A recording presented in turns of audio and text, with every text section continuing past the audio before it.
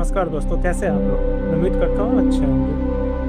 तो आज की जो स्टोरी है वो है रवि की, जो कि एक सॉफ्टवेयर इंजीनियर था और नया नया पुणे में शिफ्ट हुआ था अपनी फैमिली के साथ।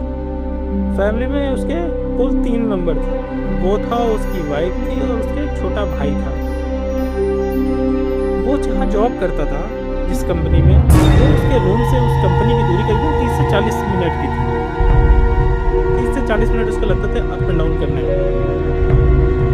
और वो जिस एरिया से होके गुजरता था वो पुणे कैंप का एरिया था, जिसे विक्ट्री क्रॉस रोड कहते हैं। जो वहाँ से रिलेटिव बंदे होंगे उनको उसके बारे में पता होगा। एक दिन देर रात वो आ रहा था अपनी कंपनी से। हो जाता है कभी कभी, जैसे कंपनी में बॉस नहीं बोलती है कि भैया आज ये काम निपटा के जाना है तो फिर जाना है। उस चक्कर में बेचारे को लेट हो गई होगी। तो रात के करीबन 2-2:30 बजे अपने घर उसी रास्ते से अपने घर को जा रहा था। तो जैसे ही वो विक्ट्री क्रॉस रोड के पास थोड़ा सा बाइक को थोड़ा सा ही आगे बढ़ाया होगा, इतने ही उसकी नज़र पड़ी एक लेडी पे, जो कि बीच रोड में सफ़ेद साड़ी पहने खड़ी थी और काफ़ी ज़्यादा वो उसमें लग रही थी, जैसे कि बहुत टेंशन में हो, ऐसे लग रही थी। तो रवि ने सोचा कि शायद कोई प्रॉब्लम हो गई हो, कुछ ऐसा हो गया हो, तो वो उसको हेल्प करने के इरादे से बाइक को उसने स्लो कर लिया।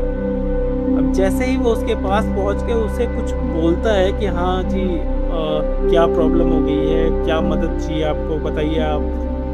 वैसे ही वो लेडी उसकी तरफ पलटती है और जैसे ही वो लेडी उसकी तरफ पलटती है, रवि की हालत बहुत ही ख़राब हो जाती है, क्योंकि उस लेडीज़ का फेस देख के वो शॉक्ड हो जाता है। रीज़न, वो लेडीज़ का फेस जो था एकदम ब्लर था। ये देख के रवि सहम जाता है और बाइक को पूरी रफ्तार से भगाने लगता है। और भगाते भगाते जैसे ही वो पीछे मुड़ के देखता है, उसकी हालत और भी ख़राब हो जाती है, क्योंकि वो जो पीछे मुड़ के देखता है तो उसे पता चलता है कि वो जो लेडी है वो सेम टू सेम उसकी बाइक की रफ्तार के हिसाब से भाग रही है, दौड़ रही है। ये देख के रवि बहुत सदमे में चला जाता है और जैसे ही वो विक्ट्री क्रॉस रोड क्रॉस करता है, वो लेडी बहुत जोर से हंसते हुए वहाँ से गायब हो जाती है। अब रवि जैसे तैसे अपने घर तो पहुँच गया, लेकिन घर पहुँचने के बाद जब उसकी वाइफ, जिसका नाम निशा था, जब उसने उससे पूछा कि आज बहुत देर होने आने में क्या बात हो गई, तो रवि इतना सहमा था, इतना डरा हुआ था कि वो पसीने से तर-बतर था। उसने कोई जवाब नहीं दिया। उसने बस इतना बोला कि मुझे आराम करने दो, मैं बहुत टेंशन में हूँ। और इतना कहते ही रवि अपने कमरे में जाके सो गया। अगले दिन जब रवि सो के उठता है तो उसकी कंडीशन बहुत ही ख़राब हो चुकी थी। पूरा शरीर उसका तप रहा था, ऐसे लग रहा था जैसे पता नहीं उसे क्या हो गया हो, इतनी तेज फीवर। उसकी मैडम ने डॉक्टर को बुलाया, उसके छोटे भाई को बताया जिसका नाम रोहित था। जब डॉक्टर उसे देखने आए, डॉक्टर ने उसे चेकअप किया, सब कुछ नॉर्मल। उन्होंने बोला कि ये एक नॉर्मल फीवर है, इससे कुछ नहीं होता, आप टेंशन मत लो, बस छोटी मोटी दवाइयाँ लिखी और बोला कि दवा दे दो, ठीक हो जाएगा। उसका छोटा भाई दवा लेके आया, सब दवा दिया उसे, उसने दवा खाया, सब कुछ ठीक रहा। लेकिन जैसे ही रात के 2-2:30 बजे वो अजीब सी हरकतें करने लगा, ऐसे चिल्लाने लगा जैसे पता नहीं उसे क्या हो गया हो, क्या ही हो गया हो। उसकी फैमिली उसकी वाइफ टेंशन में आ गई, क्या हो गया, कैसे हो गया, क्यों हो गया, उसे कुछ समझ आ नहीं रहा था। तो उसने उनके छोटे भाई से यानी अपने टेबल से बोला कि ये आप देखो, ये पता नहीं क्या हो गया, मुझे कुछ समझ में आ नहीं रहा है।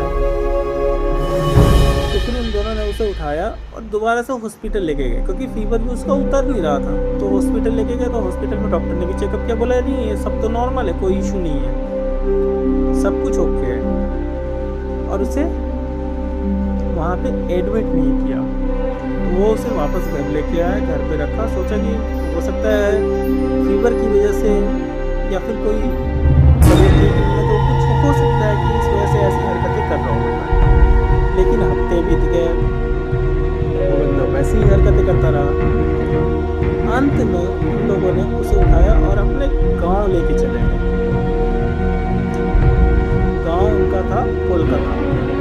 जब वो उसे वहाँ लेके गए, वहाँ उसे रखा, घर में सबको बताया कि ऐसी ऐसी प्रॉब्लम, अपनी माँ पिता सबको जब बताया कि ऐसी ऐसी प्रॉब्लम हो गई है, ये पता नहीं क्यों ऐसी हरकतें कर रहे हैं, इनको ये इस टाइम पर ड्यूटी से लौट के आए थे, ये कंपनी से ऑफिस से लौट के आए थे, उसके बाद से ये ऐसी हरकतें कर रहे हैं, इनको फीवर हो गया था, डॉक्टर को दिखाया, ये वगैरह वगैरह सब कुछ बताया।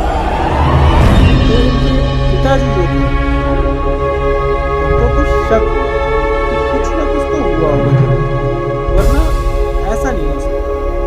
तो वो उसे लेके एक तांत्रिक के पास गए, जो कि वहाँ के जाने माने तांत्रिक के पास।